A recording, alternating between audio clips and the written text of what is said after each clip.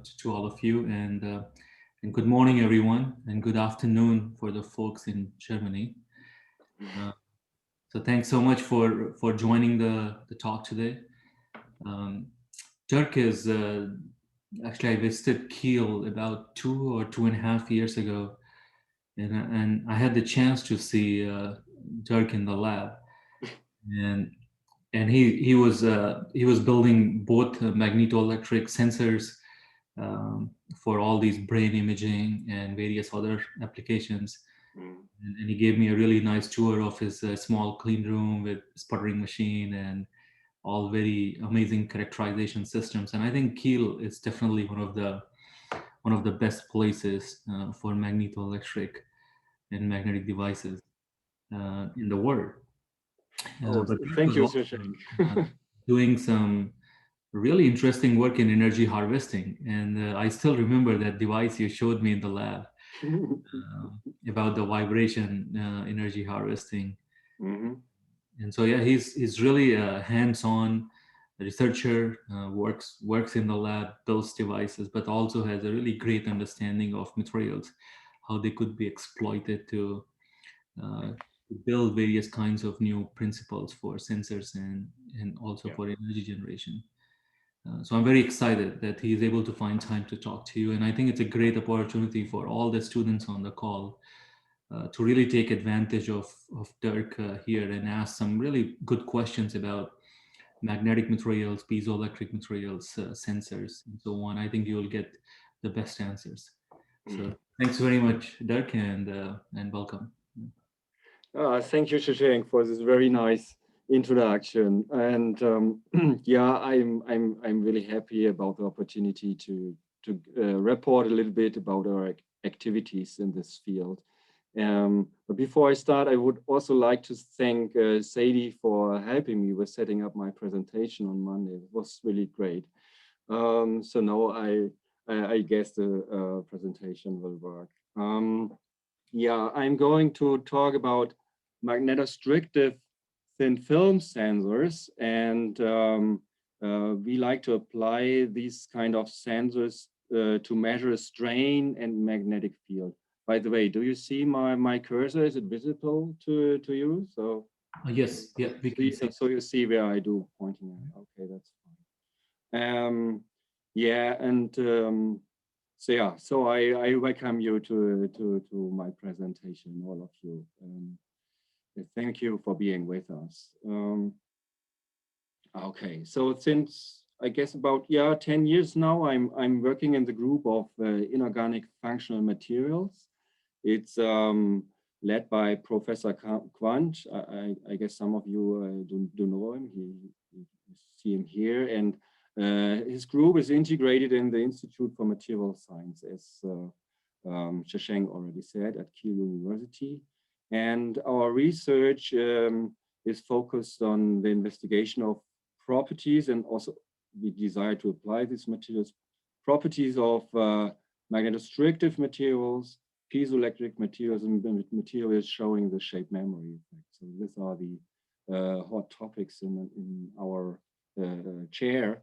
And yeah, fabrication of samples is done in a small clean room lab. It's a class 100.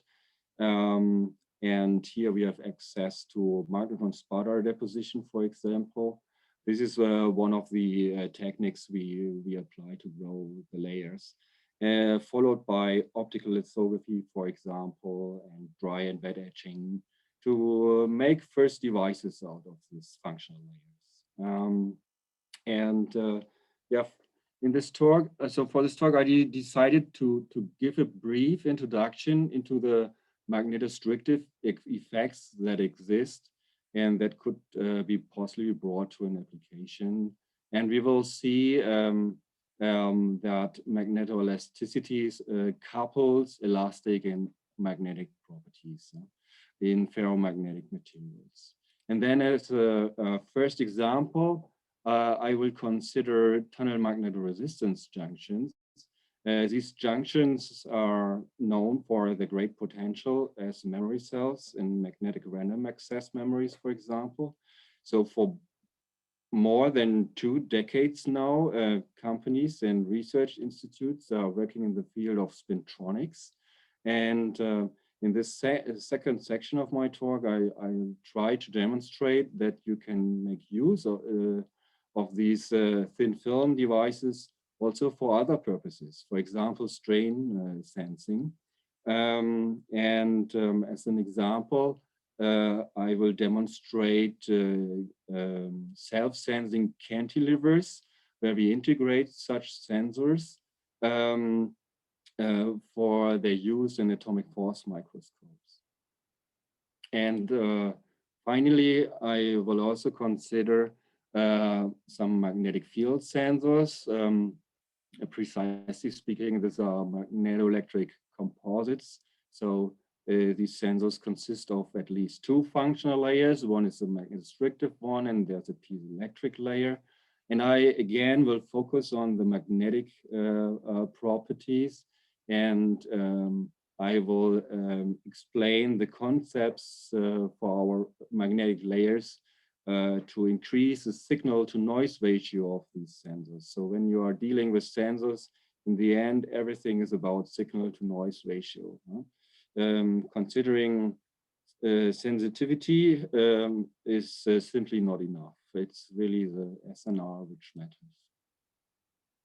Okay, so let's start with the theory, but just very briefly. So following magnetoelasticity, there can be an extra strain in a magnetostrictive material when subjected to a magnetic field. Yeah, and in addition, or vice versa, let's say this way, the magnetic induction of a magnetostrictive material can be influenced by the application of stress. Yeah?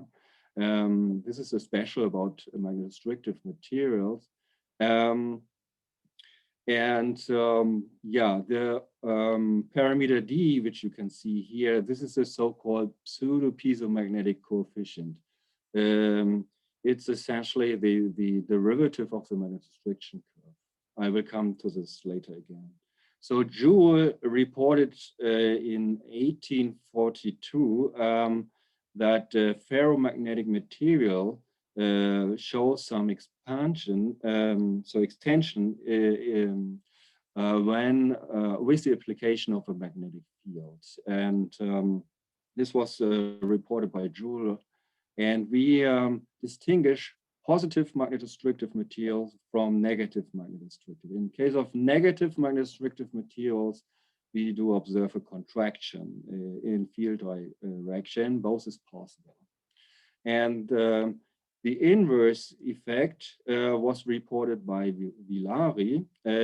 He figured out that the magnetization of a magnetostrictive material can be influenced by application of stress. And for illustration purposes, I do show these pictures. These are MOOC images recorded by my colleague, Jeffrey McCord, showing the domain contrast. And this is for a disk of our favorite materials, and amorphous magnetostrictive alloy, which is under certain tensile stress. And you see that a lot of things happen. So magnetization does reorientate. In addition, domain size changes, so there must be some domain wall movement which happened in between. And finally, magnetic domains are aligned in the new tensile stress direction. This is the Villari effect, which is caused mainly by stress-induced magnetic anisotropy. Okay, and for the sake of completeness, I do list all the other magnetostrictive effects which are known. Of course, I cannot introduce all of them. Our TMR sensors are based on the Villari effect, and the magnetoelectric components make use of Joule magnetostriction. And we also investigate some magnetic field sensors, which were utilize the delta E effect. As we have seen, magnetostriction can cause some extra strain, which means that a magnetostrictive material appears to be softer when the magnetic domains or magnetic moments are free to rotate. So the stress strain curve becomes nonlinear, and this is the so-called delta E effect. We can exploit this effect also to make some magnetic field sensors.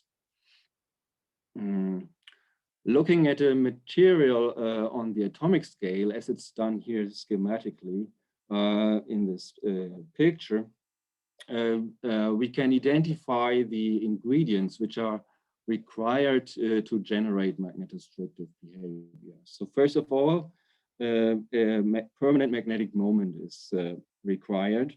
In addition, the electron cloud surrounding the atomic nucleus should have non-spherical symmetry. And last but not least, we need a coupling between magnetic moment and electron orbitals, which is called spin-orbit coupling. This must be large. So when the magnetic moment reorientates in response to the application of a magnetic field, then this is accompanied by a reorientation of the electron cloud. Yeah? And this finally then leads to a displacement of the neighboring atoms. And so this is what is magnetostrictive strain is caused by.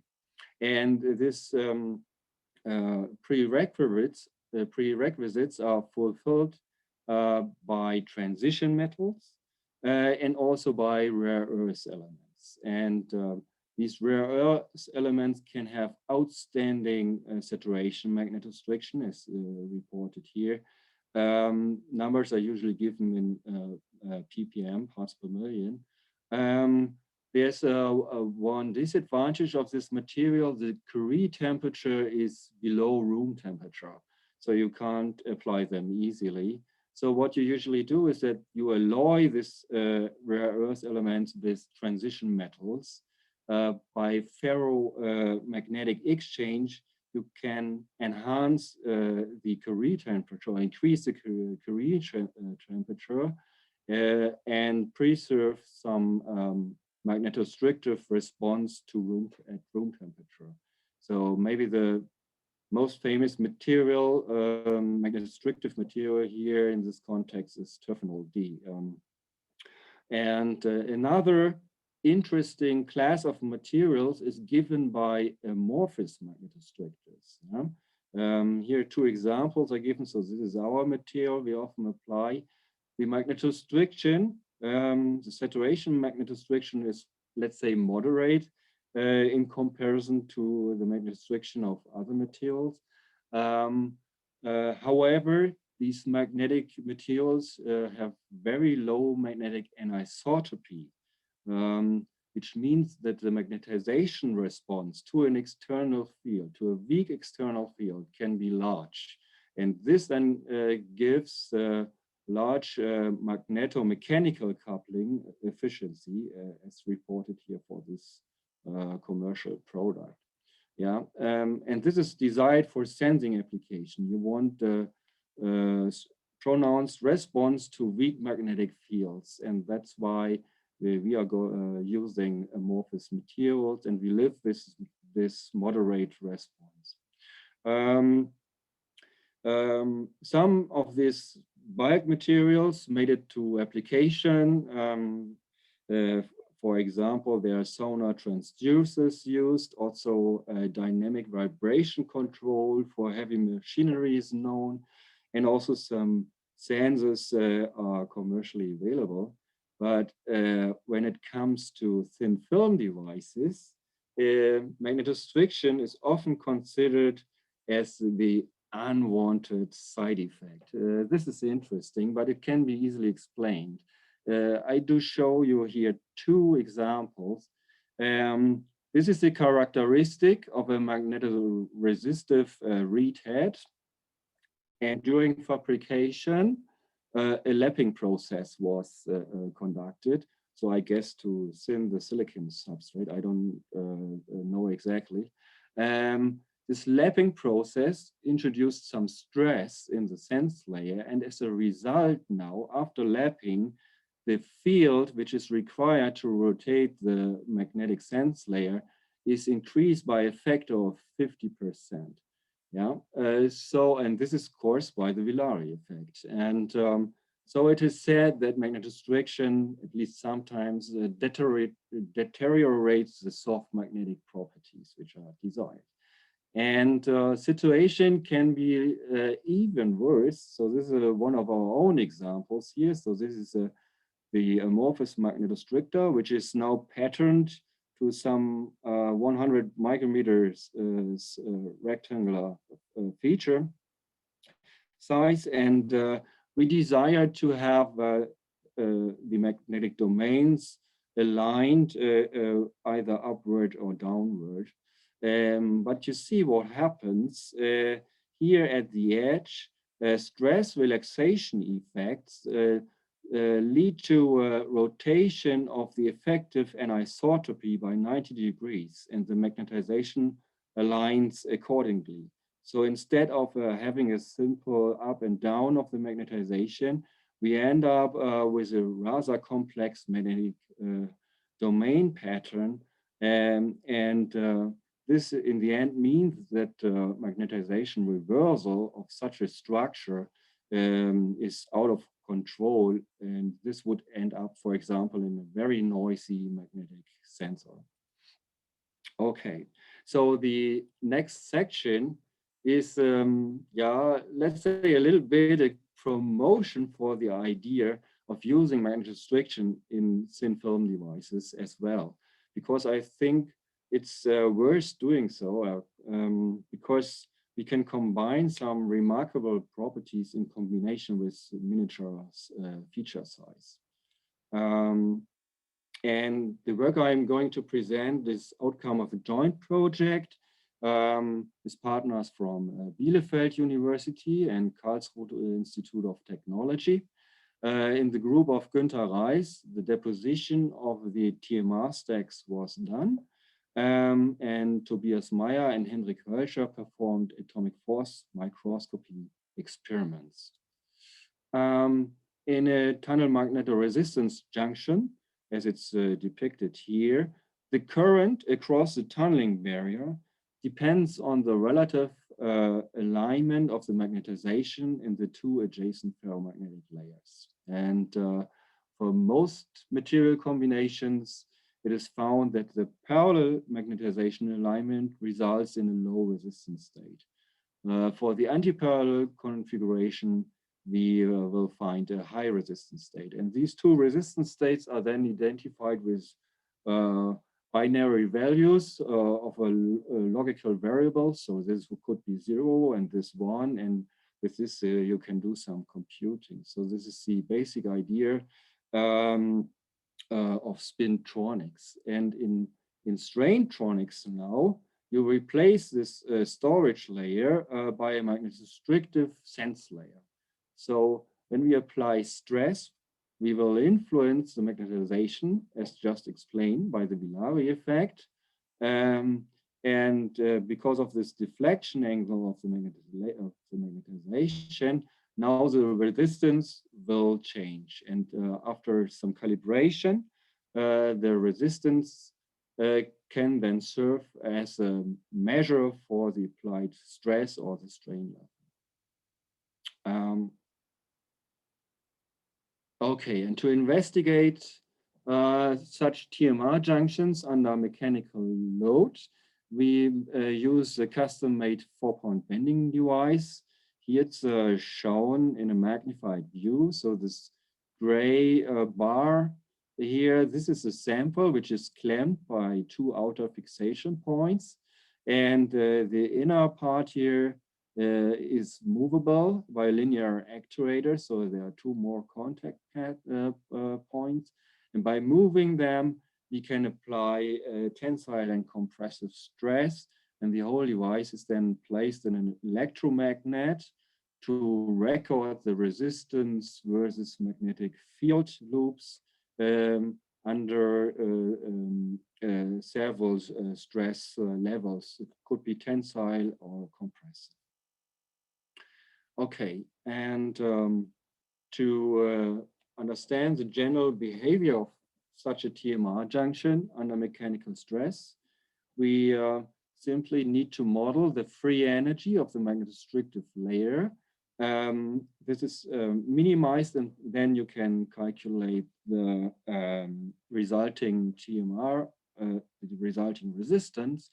And in a very simple model, we neglect the possibility to form magnetic domains. So we assume the device to be a single domain, and we consider only three energy terms.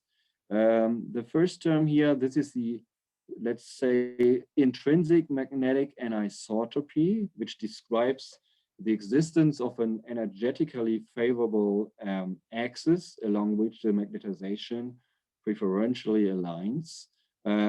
This can be introduced, for example, during deposition and layer growth. This is the additional anisotropy term, which is introduced by stress. And this is simply the interaction with the magnetic field. And from this simple model, we learned that we have to distinguish two cases. In the first case, this additional stress-induced anisotropy is parallel to the intrinsic anisotropy. So the easy axis is simply stabilized, which results in an increase in the coercive field, here seen in the modeling of the magnetization curves. And in addition, the squareness of the loops is enhanced. And at least qualitatively, we do observe the same in the experimental data. In the second case, the stress-induced anisotropy is aligned perpendicular to the initial easy axis. As a result, the coercive field under stress reduces. And finally, we end up with a magnetization curve or resistance curve, which resembles normal hard axis loops. That's how we would call it. So we have some tilting of the initial response with almost zero coercive field. More importantly, the resistance now becomes a function of the applied stress, or is a function of the strain level. And this enables the strain sensing. Okay, so the idea was to integrate these sensors into cantilevers, which are used in atomic force microscope. I guess many of you have used an atomic force microscope. You rasterize a sample surface, and by monitoring the deflection of the cantilever, you can image, this is a topography, for example. And the deflection sensing is usually done by some optical means. And this has some disadvantages.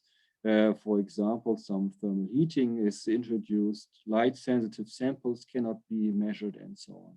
So the idea is now to replace this by our strain-sensitive TMR junctions. And the TMR stack, which we use, is shown here with all the details. At a first glance, it looks a little bit complex, but it's not. For those who work in the field of spintronics will see that this is kind of standard. So this is these two layers, this is a so-called artificial antiferromagnet, and these two layers are coupled to a manganese iridium layer. So this reference layer is magnetically stabilized. And this is a tunneling barrier, it's magnesium oxide, also standard material. And the sense layer is cobalt iron boron. And it took us then about 2 years to process development, but then finally we were able to fabricate TMR cantilevers with the sensor integrated here. So this is the wafer, and this is zoom into by an SEM image. Here you can see the AFM chip with some electrodes for readout, and this is a cantilever. And we place the TMR strain sensor close to the fixation point where strain is maximum.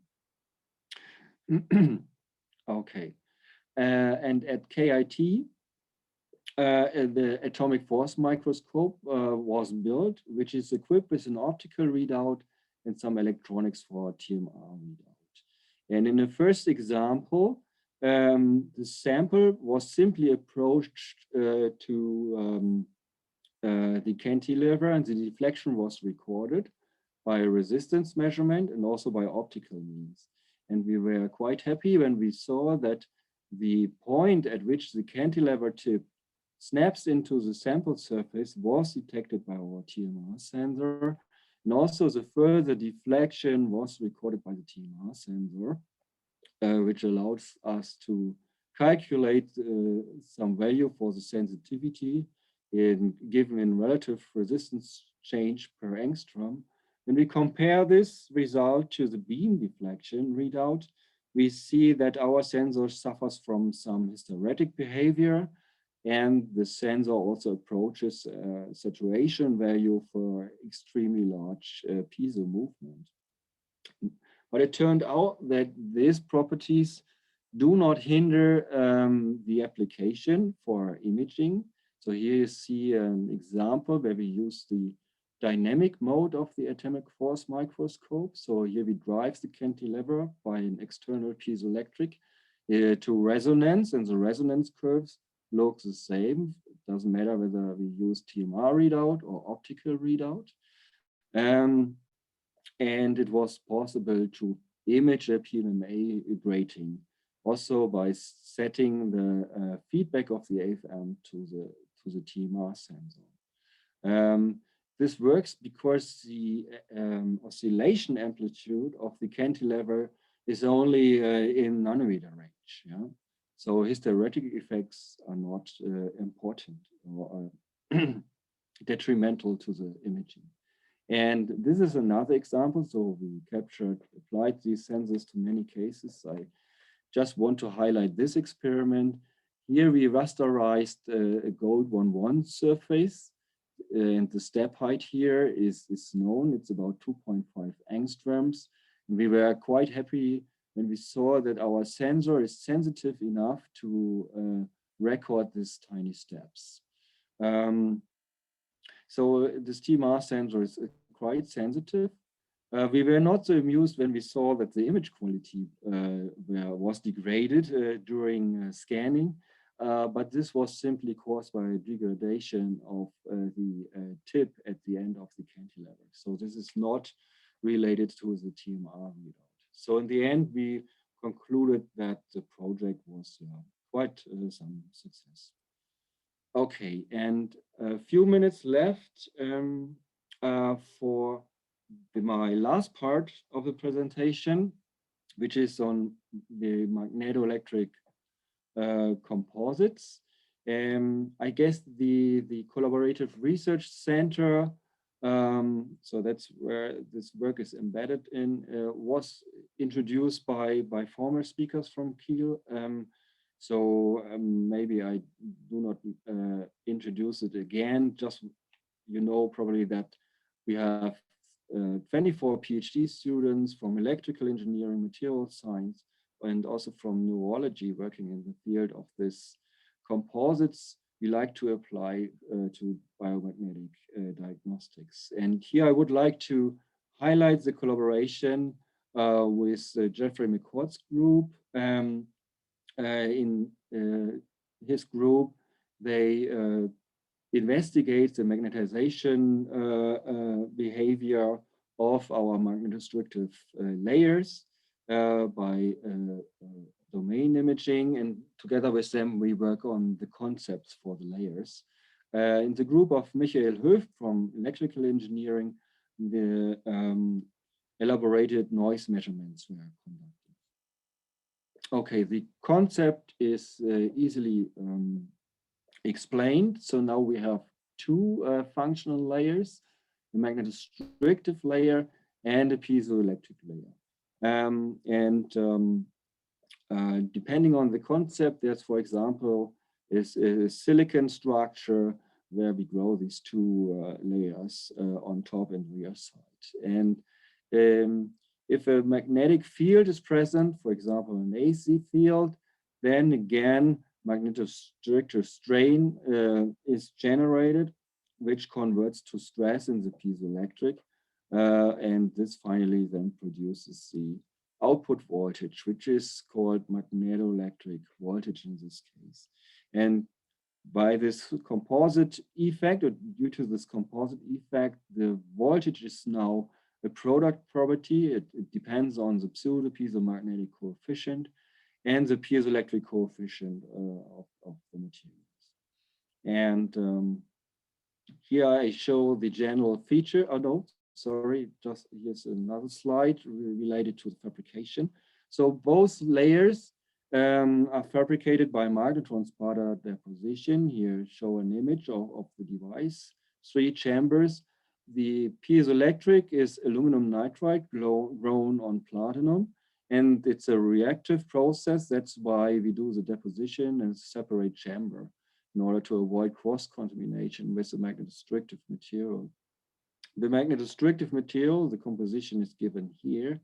It's amorphous, soft magnetic, and for example, by heat treatment after deposition, we can introduce an anisotropy, which means that the magnetostrictive response is high when the field is aligned in some particular direction, and it's very low when the field is perpendicular to this direction. Okay, and then some bulk micromachining is done to make, for example, cantilevers out of these structures. Typical thickness of the functional layers is about 2 microns now. Okay, and these are the general features. I summarize them here. So this is a magnetoelectric voltage versus frequency, and you see that the response peaks at some particular frequencies. This is simply the mechanical resonance of the cantilever in this case. At this frequency, we can have enormous sensitivity and therefore also a low detection limit is reached. Here you see the magnetoelectric voltage as a function of decreasing AC magnetic field. And when the signal vanishes behind the noise level, then the detection limit is reached, which is typically picotesla for resonance. Nevertheless, we cannot access the desired signal so far. For example, the magnetocardiographic signals, because of the by far lower frequency of the resonance. In addition, our sensors in general show this 1/f noise behavior. So we desire a technique which allows us to bring this high sensitivity to the lower frequencies. And there's one way how you can do this. No, there are several ways, but this is one of the techniques we applied and investigated. It's magnetic frequency conversion. So what we do is that we apply a strong modulating field in addition to the desired signal. What happens is that the magnetostrictive layer is driven along its magnetostriction curve, which means that we modulate the sensitivity of the sensor in time. Due to the nonlinearity of this curve, apparently it's nonlinear, the device acts as a frequency mixing device. So the voltage output will be a spectrum, and in the spectrum there will be, for example, signals with some frequency and also different frequency of modulation and desired signal frequency. And now we have the freedom to choose or tune the modulation frequency in the way that the sum matches the mechanical resonance again. So by this, we achieve an enhanced signal level. And this is now how the spectrum looks like. So now in case of modulation, the frequency was set a little bit lower than resonance frequency. So this is a sensor response to the modulation field. And when we switch on the desired signal, the signal to be measured at 10 Hertz, we see that MFC generates two sidebands. And one of these sidebands serves as our signal then. And the gap in between signal to noise here determines the detection limit. Unfortunately, as you can see, the noise level also increases around resonant frequency. And this is caused mainly by the modulation field. It's rather strong. And this evokes magnetization activity in the layer, which causes here the noise. Sorry, I don't know. How much time do I have? 2, 3 more minutes, or should I come You have to the time. end? Go ahead. Yeah. Thank you. Hmm? Okay, so I'm really almost done. So 3 more slides and that's it.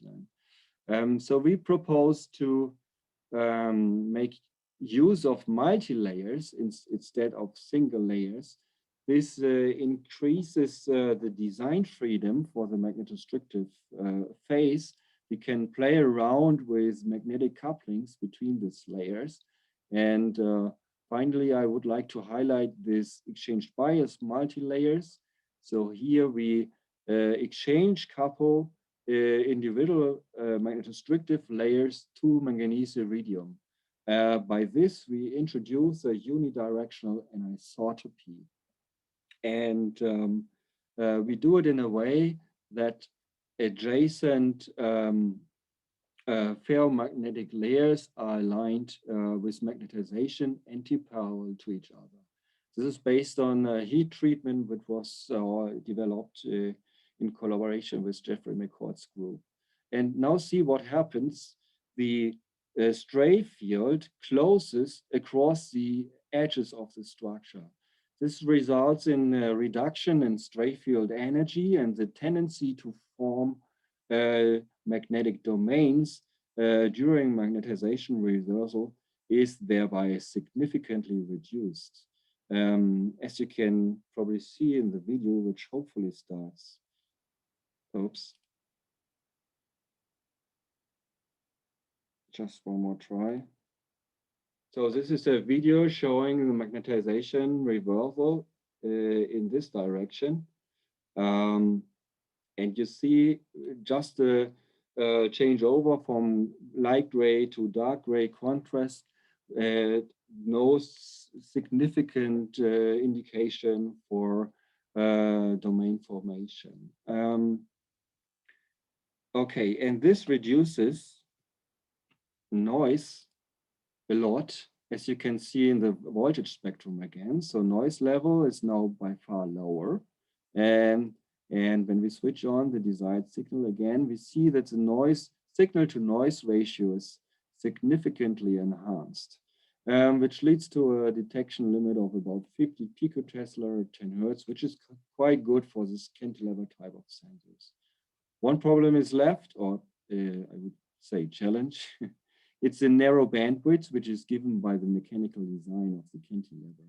And that's why within the CRC, several different alternative ME concepts or sensor concepts are investigated. Miniaturized resonance sensors have higher resonant frequency and therefore broader bandwidths. When you drive them piezoelectrically, you can use also the delta E effect for a readout, or pickup coils to read out the sensor response to a magnetic field. And finally, we also investigate surface acoustic wave sensors. Here, a piezoelectric substrate is used and to generate acoustic waves moving across the surface. And the wave propagation speed is influenced by the magnetostrictive layer. Okay, and this also allows you to make use of such devices, a magnetic field sensor. And these devices have by far larger bandwidths. Okay, and you can now probably imagine that each of these sensor concept requires an individually tuned magnetostrictive phase. But I think time is now really over, so I end this talk at this here. And development of the magnetostrictive layers is ongoing work. Okay, so so I'm at the end of my presentation, but I would like to end it not without thanking my former and current doctoral students. Yeah, Lars Tormeer is already third generation of PhD students working on the deposition of magnetostrictive multilayers. And yeah, he can really operate the sputtering tool as Eric Clapton plays the guitar. So, and this is really needed and essential to create this nice multi-layers. Okay, I mentioned my other partners, and of course I acknowledge funding, financial support from German Research Foundation. Yes, and I thank you for your attention. Thank you so much. Right. Thank you so much, Dirk. Really great talk. Excellent. Thank you. Yeah. So if you, the talk's open for questions. So if you would like to ask questions, just raise the hand. I think there's a blue button at the bottom which you can click. Dirk, the sensitivity of 50 picotesla at 10 hertz is really amazing. I mean, yeah, thank you. But we still need to improve it further. So our goal is to reach about 1 picotesla. And we decided to focus on the other sensors because of this bandwidth issue. It's really a drawback of the simple cantilever sensors that you have this narrow bandwidth. For example, to record the beating heart, simply the beating heart, a bandwidth of at least 50 hertz is required. Yeah, and so that's why we are now working with this surface acoustic wave sensors. And but that's a one order of magnitude below where you are, right? So in sensitivity, so from 50 to 1 would be like 50 times lower. So, but materials wise, I think we are saturated, right? So there's not so much choice left for materials. And structure wise, I think you're utilizing the resonance, and so you are also saturated. For the cantilever, you're right. Yes. Yes, yes and no. You know how the development goes, right? In the beginning, there's always a huge improvement, and then you have some time where the improvement is little, and then it jumps again, maybe to some better quality of sensors. For the magnetic frequency conversion, the next measure would be to increase the magnetic response by increasing, simply by increasing the magnetic layer thickness. But this would give you maybe a factor of 2, 3, something like this. And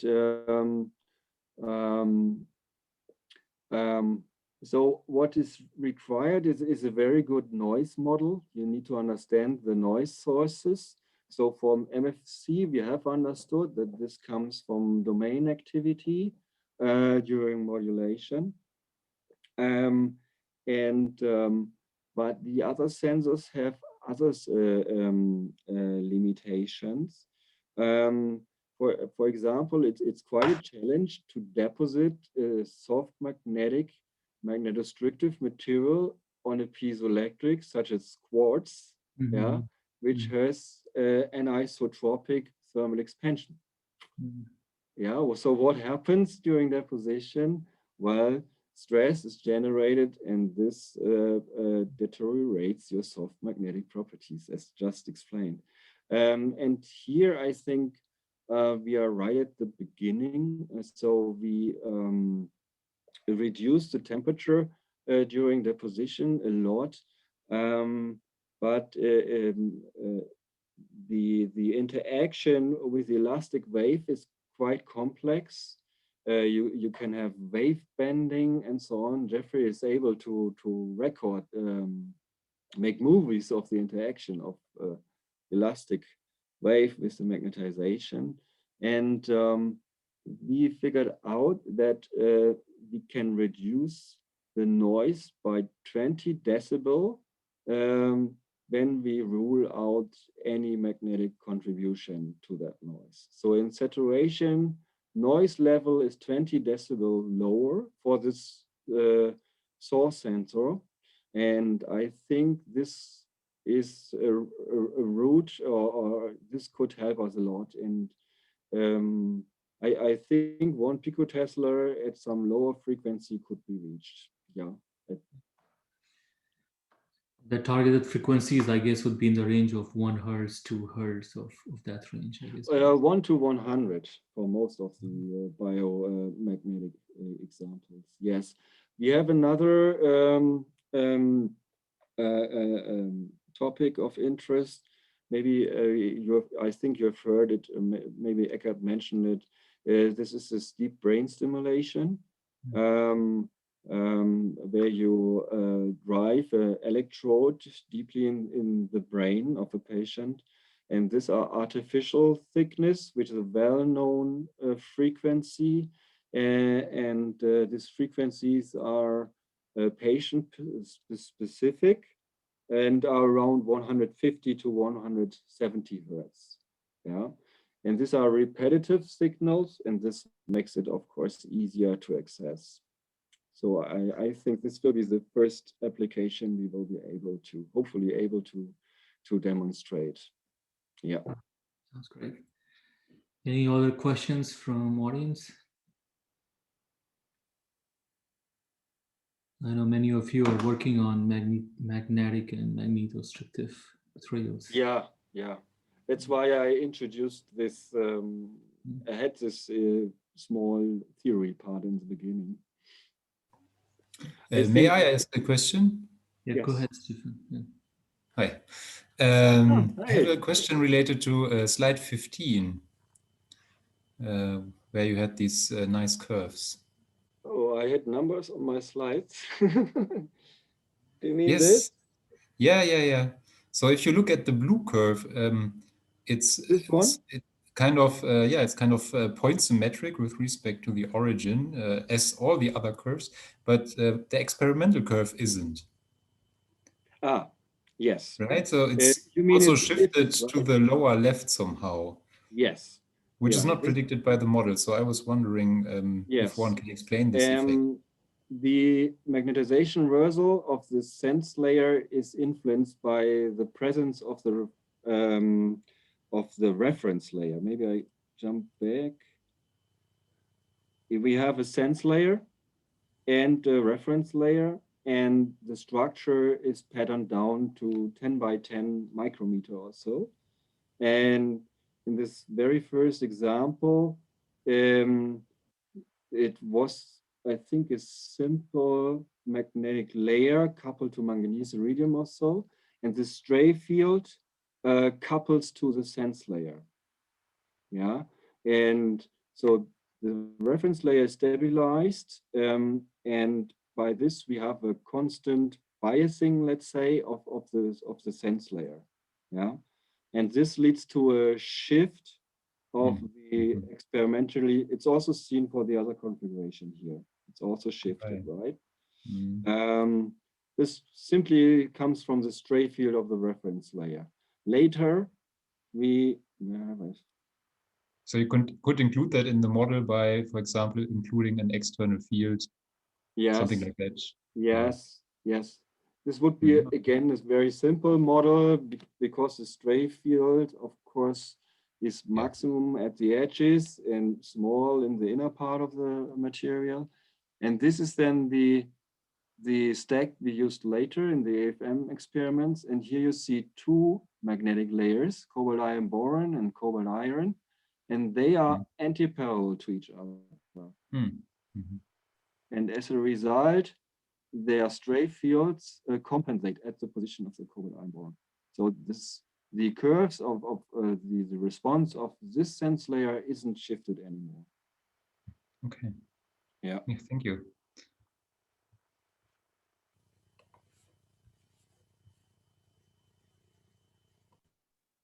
Any other questions from the audience?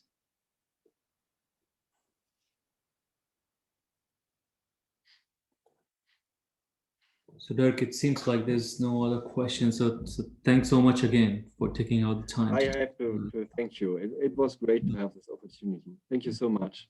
And thank you for listening. Yeah. So thanks everyone for joining in, and Siri will send out email with the speaker information for next month's talk. I think it's am I correct, Siri? It's Gerhard from University of Kiel. No, he is agreed to do December's. November is Ismaila Debo. Oh, perfect. Yeah. So you'll have chance to listen to Professor Ismaila Debo from Penn State. So yep. So Siri will send out the information, and we look forward to seeing all of you at next month's talk. And thank you, Dirk. Thank you. Thank you, Dirk. Thank you. Bye-bye.